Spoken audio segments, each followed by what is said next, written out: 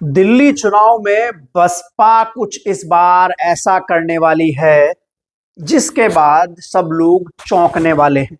खासकर अरविंद केजरीवाल की तो रातों की नींदें उड़ी हुई हैं।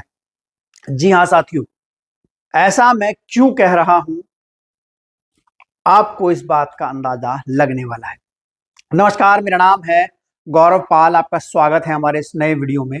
और जिस तरीके से दिल्ली में चुनाव चल रहा है और बहुजन समाज पार्टी जो इस बार रणनीति चल रही है, चोरी चुपके जो जिस तरीके से बसपा काम कर रही है संगठन के लेवल पर और नीचे नीचे ग्राउंड पर काम कर रही है, उससे कुछ खबरें ऐसी आ रही हैं जिससे सब लोग चौंकने वाले हैं।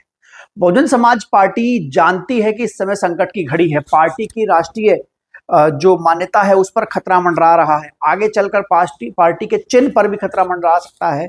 इसलिए पार्टी जो है वो दिल्ली में चुपचाप कुछ ऐसी रणनीति चल रही है जिसकी वजह से अरविंद केजरीवाल, राहुल गांधी और नरेंद्र मोदी की रातों की नींदें उड़ने वाली है। जी हाँ, इस बार पार्टी ने जिस तरीके से टिकट दिए हैं दिल्ली में, उससे ये साफ हो गया है कि पार्टी का इस बार जो पूरा फोकस है वो दिल्ली में जनाधार बढ़ाने को लेकर है। बीते दिनों में जिस तरीके से दिल्ली में बीते दो बार जो प्रदर्शन रहा बसपा का दिल्ली में, उससे वो कुछ खास नहीं रहा। बसपा का जो अपना वोट बैंक था, जो कोर वोट बैंक था, वो भी छिटक गया। लगभग बीएसपी का दिल्ली में 14% वोट बैंक हुआ करता था, वो पार्टी से छिन गया। तो ऐसे में बीएसपी ने कुछ ऐसी चाल चली है कि वो 14% वोट बैंक जो है वो वापस आ जाए बसपा के पास। जी हां, बहुजन समाज पार्टी ने दिल्ली की 70 विधानसभा सीटों पे जो उम्मीदवार उतारे हैं वो इस बार तुर्क के इक्के साबित होने वाले हैं। जैसे कि आप सभी लोग जानते हैं कि दिल्ली बड़ा प्रदेश नहीं है, बड़ी यूटी नहीं है, तो यहाँ पर लगभग मुश्किल से 100 किलोमीटर के भीतर भीतर जो सारी 70 विधानसभाएं हैं वो सिमट जाती हैं। दिल्ली में लगभग 3 करोड़ के आसपास वोटर जनसंख्या है। तो ऐसे में मुख्य बात यह है कि दिल्ली के लोग जो हैं और दिल्ली का जो बहुजन समाज है वो क्या चाह रहा है। दिल्ली का बहुजन समाज शुरुआत में बसपा को वोट करता था। 2008 में बसपा को अच्छा खासा वोट किया, लेकिन उसके बाद वो अरविंद केजरीवाल के साथ चला गया। लेकिन अरविंद केजरीवाल के साथ दिल्ली का बहुजन समाज ठगा हुआ महसूस करता है। दिल्ली दिल्ली के बहुजन समाज ने अरविंद केजरीवाल को 12 की 12 रिजर्व सीटें जिता दी, लेकिन अरविंद केजरीवाल ने अपना एक भी वादा पूरा नहीं किया। ना ही तो उन्होंने किसी दलित को उप मुख्यमंत्री बनाया, ना ही किसी दलित को राज्यसभा भेजा, ना ही उन्होंने दलितों के लिए कहीं कुछ किया, खासकर वाल्मीकि समाज के लिए। आज भी अरविंद केजरीवाल उन्हीं वादों पर बात कर रहे हैं जिन पर वो 10 साल पहले, 5 साल पहले कर रहे थे। दिल्ली की झुग्गी झोपड़ियों में जिस तरीके से जो माहौल है, जिस तरीके से वहां पर गंदगी है, जिस तरीके से जो बहुजन समाज के लोग हैं वो रहने को मजबूर हैं, इस बार उन्होंने ठान लिया है कि अरविंद केजरीवाल को तो झटका देना ही देना है। और बसपा ने इस मौके को लपकते हुए जो ग्राउंड के कार्यकर्ता हैं, जो लोगों के बीच में रहते हैं, जो उन्हीं झुग्गी झोपड़ियों में, गलियों में जो लोग रहते हैं, उन्हीं को प्रत्याशी बनाया है।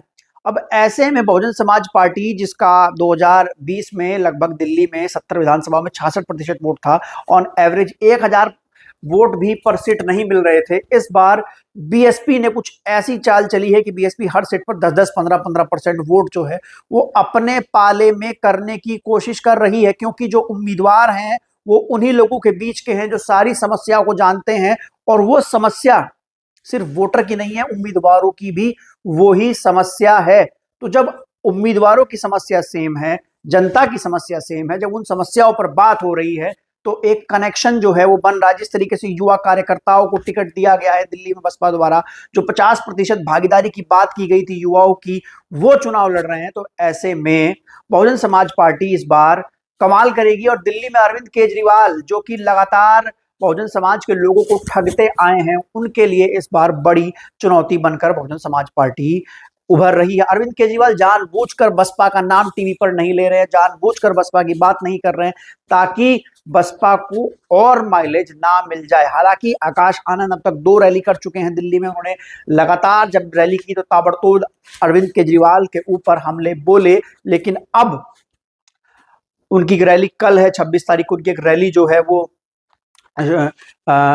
शकूरपुर में प्रस्तावित है। शाम को 6, साढ़े 6 बजे के आसपास वो रैली होनी है। लेकिन मुख्य बात यह है कि बसपा इस बार दिल्ली में अपना पूरी तरीके से वोट शेयर बढ़ाने के ऊपर काम कर रही है कि किसी तरीके से पार्टी का वोट शेयर लगभग 3.5 से 4% तक लाया जाए और यहां से एक बेंचमार्क सेटअप किया जाए, पार्टी के जो कैडर हैं उसको फिर से चार्ज किया जाए। क्योंकि जिस तरीके से पार्टी का संगठन लगातार इनएक्टिव रहा, 5 साल जमीन पर दिखाई नहीं दिया, बूथ कमेटियां तैयार नहीं हुई, बहुत सारी चीजें हुई, तो उस वजह से यह अनुमान लगाया जा रहा था कि पार्टी के पास ना उम्मीदवार है चुनाव लड़ाने के लिए और ना ही पार्टी के पास उस तरीके से कोई बड़ा धनाधार दिखाई दे रहा है, क्योंकि जो संगठन था वो 5 साल बिल्कुल इनएक्टिव रहा, जो कार्यकर्ता थे वो जमीन पर नहीं गए, जो पदाधिकारी थे वो जमीन पर नहीं गए। तो ऐसे में अब आखिरी में बसपा ने आनन फानन में अपने कार्यकर्ताओं को ही, पदाधिकारियों को ही, वहीं गली झुग्गियों में रहने वाले लोगों को ही टिकट दे दिया है। और सबसे बड़ी बात टिकट देने की ये रही कि वो लोग अब माहौल बना रहे हैं, वो गली और झुग्गी के लोग मिलकर साथ में प्रचार कर रहे हैं। बहुत सारी सीटें ऐसी हैं लगभग जिन पर 12 सीटें तो मान के चलिए, और 12 से मतलब लगभग 20 सीटें वैसी हो सकती है जिस पर बहुजन समाज पार्टी बड़ा खेल कर सकती है दिल्ली में। तो जैसे कि यूपी में विधानसभा चुनाव है 2027 में, तो ऐसे में बसपा को एक बड़ा मूवमेंट चाहिए और बसपा को चुनाव भी लड़ना है, क्योंकि चुनाव लड़ना छोड़ नहीं सकती, राष्ट्रीय पार्टी हर राज्य में चुनाव लड़ती है, तो दिल्ली में चुनाव लड़ना जरूरी है।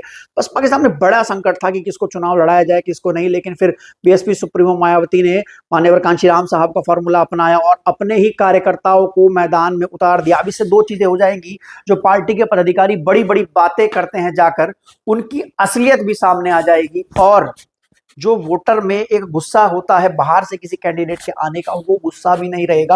उसको लगेगा कि हाँ, हमारे बीच का उम्मीदवार चुनाव लड़ रहा है, हमारे बीच का हमारा भाई चुनाव लड़ रहा है। तो ऐसे में जो बसपा का संगठन है, कैडर है, उसका विश्वास जो है वो पार्टी में और बनने वाला है।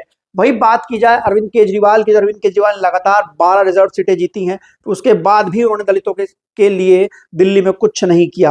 अंबेडकर स्कॉलरशिप के नाम पर जो उन्होंने स्कॉलरशिप दी, उसको सब जानते हैं कि जो सुशांत सिंह है वो किसके पैसे से विदेश पढ़ने गए। उन्होंने समाज से क्राउड फंडिंग की और दलितों से क्राउड फंडिंग लेकर वो विदेश पढ़ने गए, लेकिन उन्हें पूरा क्रेडिट जो है वो अरविंद केजरीवाल को दे दिया। उसके बाद बात की जाए राजेंद्र पाल गौतम का, किस तरीके से अपमान करके पार्टी से निकाला गया, ये बात भी दिल्ली का दलित जान रहा है। दूसरी ओर राजेंद्र पाल गौतम चुनाव नहीं लड़ रहे हैं, कांग्रेस ने राजेंद्र पाल गौतम का अपमान किया है, उनको चुनाव नहीं लड़ा रही, तो वो चीज भी जान रहा है। उसके अलावा राजकुमार आनंद बीजेपी में चले गए हैं, तो अरविंद केजरीवाल के पास कोई बड़ा दलित चेहरा नहीं है, और ऐसे में अब दिल्ली में अरविंद केजरीवाल के साथ खेला होने वाला है। और बीएसपी जो अंडर कवर गेम खेल रही है दिल्ली में, उससे उम्मीद ये है कि बीएसपी का प्रदर्शन बेहतर होगा और कम से कम वोट शेयर जो है वो बढ़ेगा। लगभग 5% के आसपास दिल्ली में बसपा का वोट शेयर बढ़ सकता है। इस पूरे खबर को लेकर आपकी क्या राय है, बसपा के प्रदर्शन को लेकर आपकी क्या राय है, आप लोग कमेंट सेक्शन में दर्ज करा सकते हैं। तब तक के लिए चलते हैं साथियों, धन्यवाद, नमस्कार। वीडियो को लाइक कीजिएगा, चैनल को सब्सक्राइब जरूर कर दीजिएगा।